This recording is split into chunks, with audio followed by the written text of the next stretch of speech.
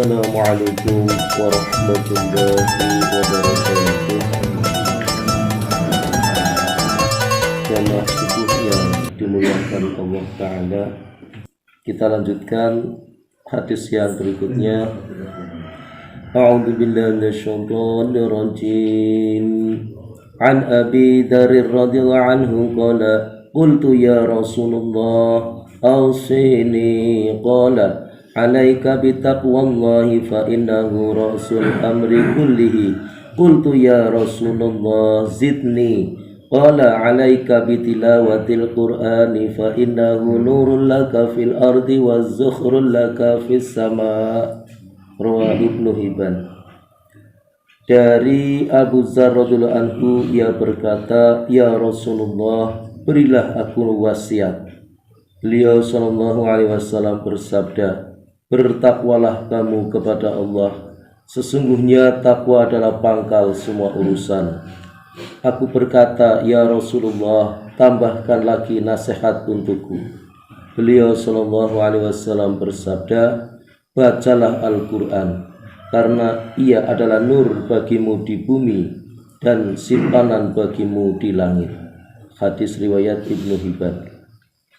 Keterangan hadisnya sebagai berikut. Pada hakikatnya takwa adalah akar dari segala urusan. Hati yang merasa takut kepada Allah tidak akan pernah bermaksiat kepadanya, dan kesusahan tidak akan menimpanya. Firman Allah Ta'ala dalam Al-Quran, A'udzu billahi minasyaitonir rajim. Wa may yattaqillaha yaj'al lahu makhraja wa yarzuqhu min haitsu la yahtasib.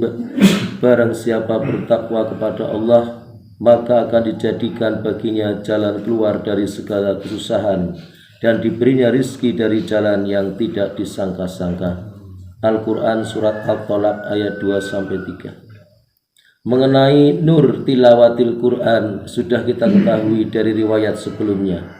Dalam kitab Syarah Ihya dari Ma'rifah Abu Nuaim As-Sid radhiyallahu anhu meriwayatkan bahwa Nabi sallallahu alaihi wasallam bersabda, rumah-rumah yang di dalamnya Al-Quran dibaca akan tampak bersinar oleh ahli-ahli langit sebagaimana bintang-bintang tampak bersinar oleh ahli bumi.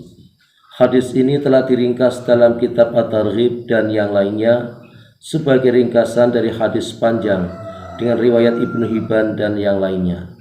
Mula Ali Qori rahmatullah alaih telah merincinya dan Imam Suyuti rahmatullah alaih sedikit meringkasnya. Meskipun beberapa hadis di atas telah mencukupi untuk keperluan risalah ini, seluruh hadis tersebut mengandung banyak hal penting dan bermanfaat.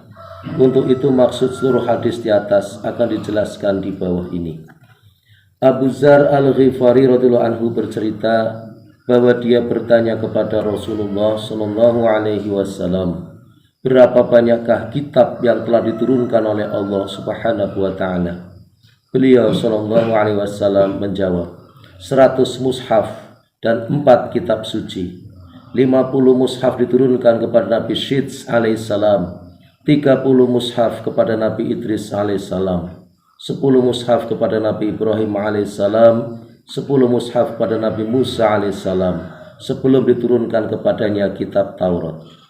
Selain dari itu, mushaf-mushaf tersebut 4 buah kitab suci diturunkan, yaitu Taurat, Zabur, Injil, dan Al-Quran.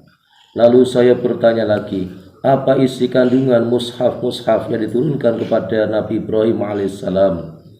Beliau sallallahu alaihi wasallam menjawab, isinya mengandung peribahasa. Misalnya, wahai kamu raja yang kuat dan angkuh, aku tidak akan melantikmu untuk mengumpulkan kekayaan, tetapi aku melantikmu untuk mencegah sampainya doa seseorang yang dizalimi sebelum kamu memperbaikinya. Karena aku tidak menolak doa orang yang dizalimi, walaupun doa seorang musyrik. Jika Nabi SAW akan mengangkat seorang pejabat di antara sahabat-sahabatnya sebagai seorang pejabat, maka beliau SAW akan menasihatinya. Wattaqi da'watal madlumi fa innahu laisa bainaha wa bainallahi hijab. Takutlah doa orang yang teraniaya, Sesungguhnya antara ia dengan Allah tidak ada hijab. Juga disebutkan dalam mushaf-mushaf bahwa sangat penting bagi orang yang berakal untuk membagi seluruh waktunya menjadi 3 bagian selama ia tidak dikalahkan oleh akalnya. Yang pertama untuk beribadah kepada Allah. Yang kedua untuk menghisab dirinya, yakni berapa banyak keburukan atau kebaikan yang telah ia lakukan. Yang ketiga untuk mencari nafkah yang halal.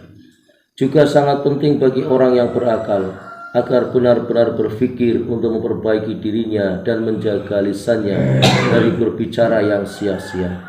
Jika seseorang selalu menghisab setiap ucapannya, maka lidahnya akan terjaga dari ucapan yang tidak bermanfaat. Bagi orang yang berakal sangat penting untuk tidak bepergian kecuali untuk 3 tujuan. Yang pertama mencari bekal akhirat. Yang kedua mencari nafkah sekedarnya.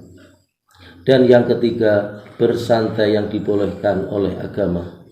Mari kita niatkan, sampaikan pentingnya ini kepada saudara kita yang lain. Kita tutup bersama dengan doa kafaratul majlis. Subhanallah wa bihamdihi, subhanakallah wa bihamdika, asyhadu an la ilaha illa anta, astaghfiruka wa atubu ilaik. Assalamualaikum warahmatullahi wabarakatuh.